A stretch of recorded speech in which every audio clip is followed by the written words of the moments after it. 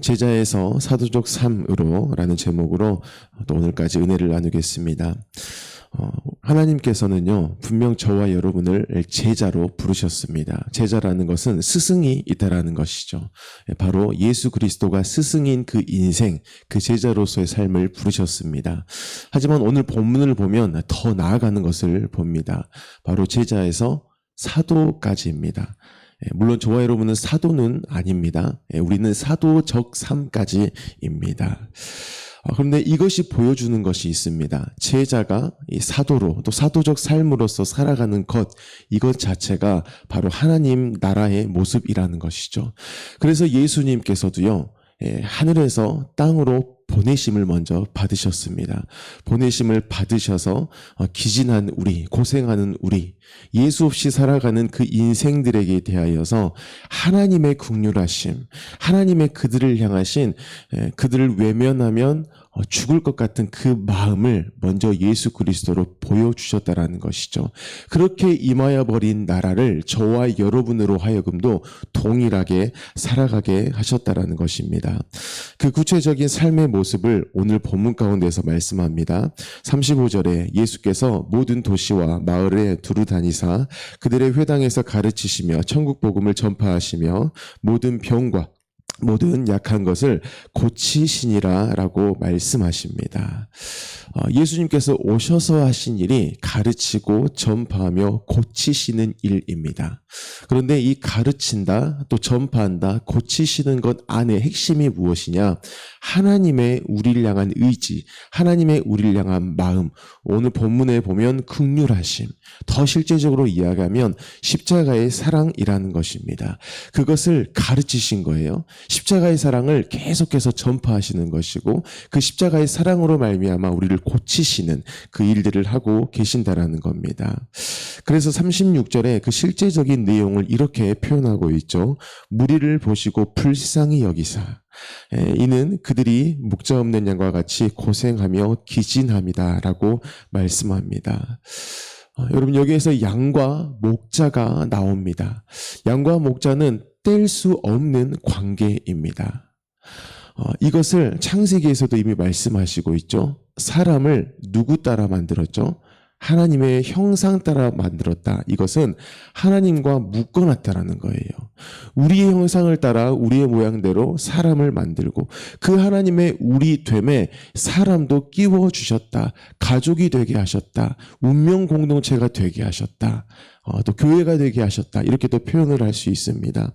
그런데 그러한 양인 우리가, 그러한 양인 또 성도가 목자가 없이 그 하나님과의 관계가 끊어져 버린 그 상태로 있어요.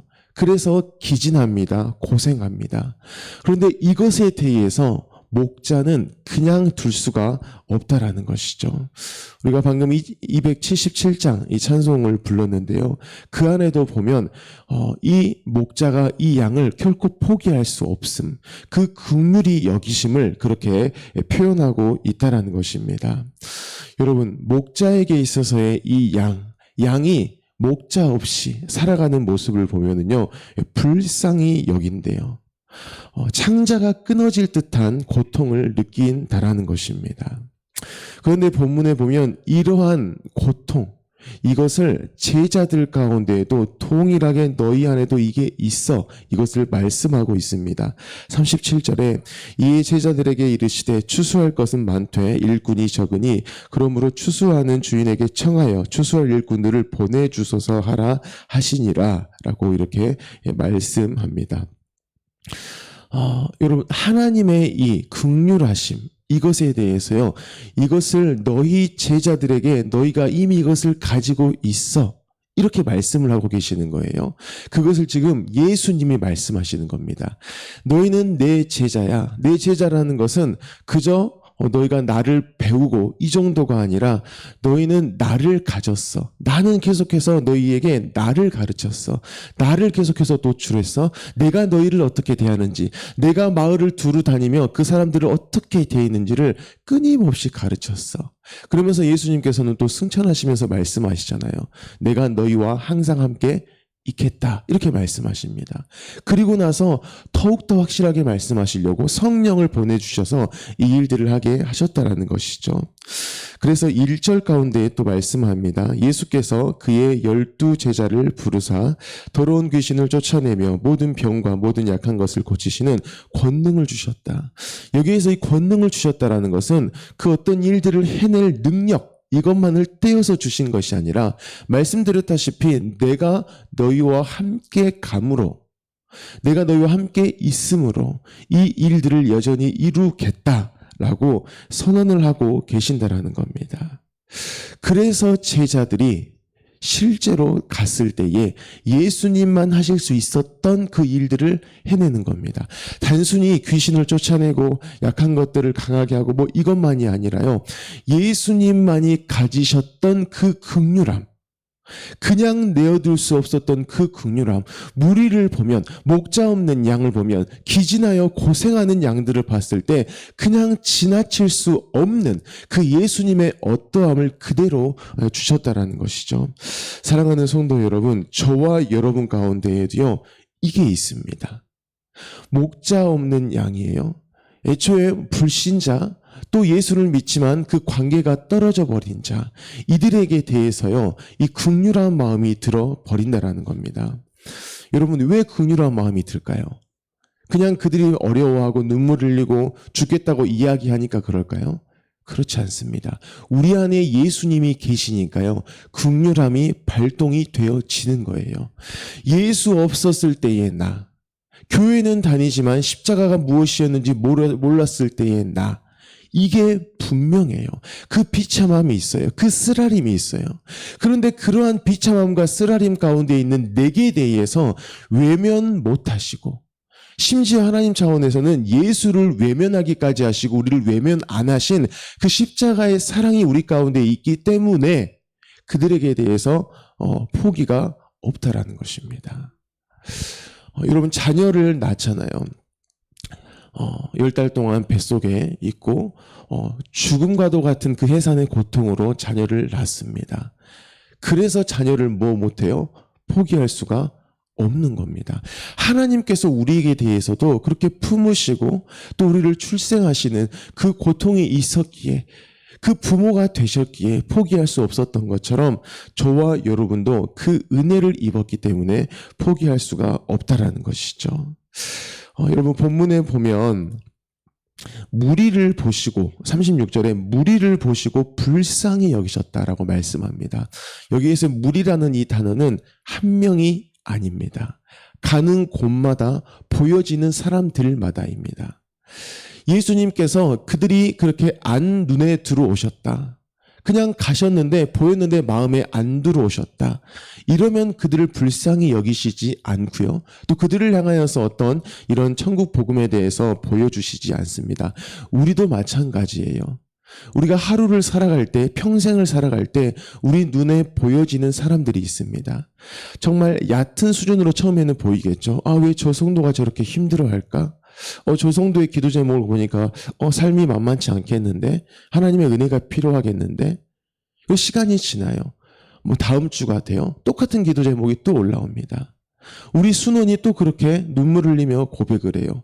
계속해서 내 마음 가운데에요, 그 하나님의 그 성도를 향한 불쌍하심이 내 마음 가운데 계속 올라온다라는 겁니다. 내 안에 계속해서 십자가의 사랑이 그렇게 올라온다라는 거예요. 이게 무엇을 의미할까요?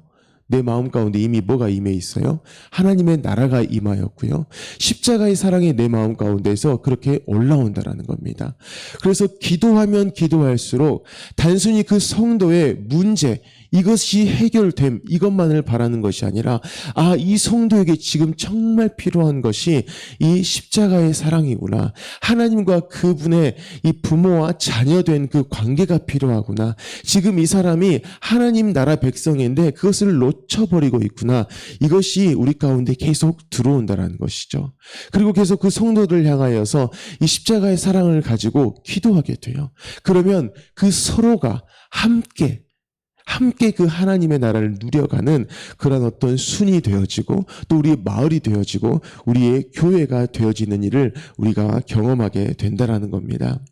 사랑하는 성도 여러분, 방금 말씀을 이렇게 듣는 이 순간에도 혹시 누군가 생각이 났어요?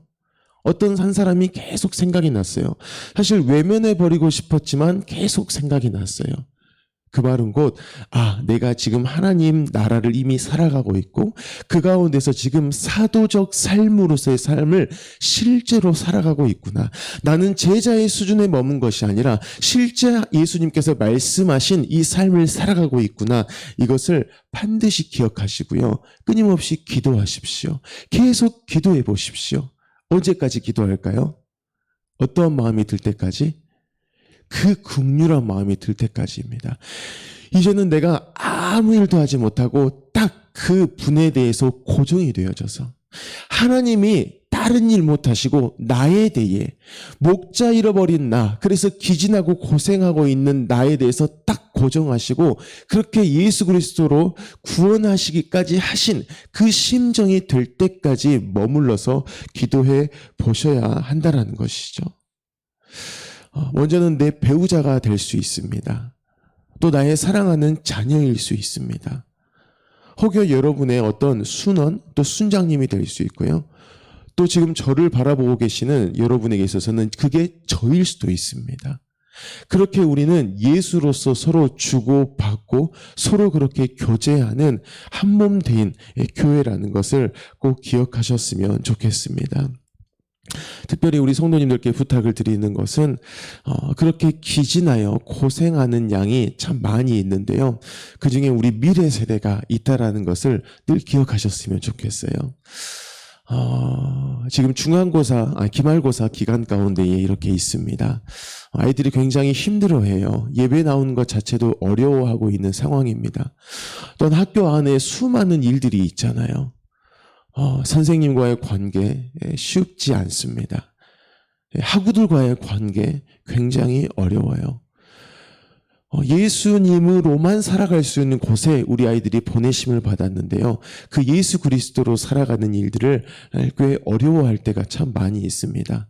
그러면 그때 아이들에게 무엇을 해줘야 될까요? 너 학교 생활 잘해? 당연히 잘해야 되죠. 너 공부 열심히 해? 당연히 열심히 해야겠죠. 근데 그것이 사실 아이들에게 필요한 것은 아닙니다. 엄마라면 또 아빠라면 인생의 선배라면 내가 널 위해 기도할게. 하나님이 오늘 너와 함께 하셔. 혹시 요즘 어려운 일은 없니? 물어보는 겁니다. 너가 해야 할 일, 그것을 냅다 아이들에게 말할 것이 아니라 너 지금 어떻니? 이 한마디면 되는 거예요. 이 한마디입니다. 그런 이야기를 우리 부모님들을 통해 아이들이 들어요. 그러면 아이들은요, 부모님의 말로 듣는 것이 아니라 하나님의 말로서, 그래서 하나님이 나를 이토록 사랑하신다라는 것을 직접적으로 그 부모님을 통해 듣는 겁니다. 당장 내일 주일 되죠. 우리 미래 세대 아이들이 이렇게 다닐 거예요. 특별히 시험 기간 가운데 있는 중학교 2학년 이상의 친구들이 돌아다닙니다. 그러면 수고가 많다, 이 한마디. 아니면 여러분이 어떤 간식을 좀 준비하실 수 있다라고 하면은요, 그런 작은 간식을 아이 손에 쥐어주면서, 장로님이 기도할게, 권사님이 너 응원한다? 이 한마디면은요, 아이들은, 내게 이걸 줬네? 이렇게 받아들이지 않습니다. 왜냐면요, 그들의 인생은 너무 힘들어요. 정말 목자 없는 양과 같은 그 비참함을 살아가는 겁니다. 컨닝을 해볼까? 내가 이번 시험 망치면 어떻게 하지? 그것을 매 순간 경험하는 그때예요. 하나님이 여러분 눈에 그 미래 세대가 보이게 하셨고, 그들의 어떤 이름을 부르고 기도하게 하셨고, 내가 이 친구에게 이번 주에 이 선물을 줘야지라는 그 마음을 주셨고, 그래서 줘버렸다. 그것은 여러분의 마음이 가는 게 아닙니다. 바로 목자의 심정이 여러분을 통해서 그 아이들에 대해서 불쌍히 여기는, 외면을 할 수 없는, 그래서 목숨까지 내어주신 그 예수님의 사랑이 그 선물에 실어져서 아이들에게 흘러간다라는 것이죠. 우리 미래 세대가 그것을 간절히 원하고 있어요. 준비하셔야겠죠. 하셔야겠죠. 이미 그 시대를 지나온 여러분, 저는 여러분과 저는요, 뭐 별일 아니지라고 지나가 버리지만 당장 어떻습니까? 그 아이들은요, 그때가 정말 힘든 때입니다. 친구들과의 관계 안에서 겪는 그 어려움이 너무 힘든 때예요. 그때는 그런 거야 라고 말해서는 안 됩니다. 장로님도 권사님도 그 나이 때는 그게 너무 힘들었는데 그때 어떤 성도님들의 기도가 그렇게 크더라. 그래서 내가 너를 위해서 이렇게 기도할게. 이렇게 하는 거예요. 이렇게. 그때 우리 미래 세대가요, 이 본문의 말씀, 제자에서 사도적 삶이 무엇인가를 자기 눈앞에 있는 나를 향하여 격려하며 응원하는 그 성도님을 통하여서 경험을 하는 것이고요. 그것을 경험한 친구들이, 그 하나님의 사랑을 경험한 친구들이, 그 놀라운 하나님의 긍휼하심을 교회라는 이름으로 경험한 친구들이 학교에 가서 당당함으로 사는 겁니다. 혹여 이번 성적에 좀 나오지 않아요. 그런데 낙심하지 않을 이유를 거기에서 찾을 수가 있다라는 겁니다. 하나님이 나를 이토록 사랑하시는구나. 그리고 더 나아가서 우리 친구들도요, 제자에서 사도적 삶을 살아가요. 학교 가운데에서 어려움 당한 친구, 성적이 나오지 않아서 너무나 힘들어하는 그 친구에게 대해서 또 그 친구들도 응원의 메시지, 격려의 메시지, 이 이야기들을 해 나갈 수가 있다라는 것입니다. 사랑하는 성도 여러분, 우리 교회 안에요, 목자가 없어 기진하여 고생한 이들이 참으로 많습니다. 구원을 못 받았다라는 것이 아니에요. 이 말씀이 뭐냐면 서로 그렇게 긍휼함으로 무난해라. 계속해서 예수 그리스도의 사랑을 서로 주고받아라.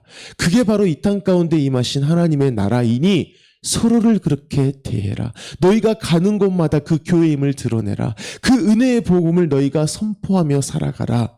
이렇게 말씀하시는 것을 기억하시고요. 그렇게 예수 그리스도로 말미암아 만나는 모든 사람에게 대해서 이 긍휼함으로 대하시고, 그래서 그들이 위로를 얻고 그들도 사도적 삶으로 살아가기를 축복하는 저와 여러분이 되어지기를 예수님의 이름으로 축복합니다. 아멘. 우리 시간 함께 기도하겠습니다. 먼저 주신 말씀을 가지고 기도하실 때에 하나님 나라가 이미 임하였습니다. 저의 눈에 기진하여 고생한 이들이 보인다라는 것입니다. 목자 없어서 고생하는 그들입니다. 그들에 대해서 예수 그리스도의 그 긍휼하심이 내 안에 충만할 때까지 기도하게 하십시오. 그리고 그들을 향하여서 축복하게 하십시오. 그들을 향하여서 응원하게 하십시오.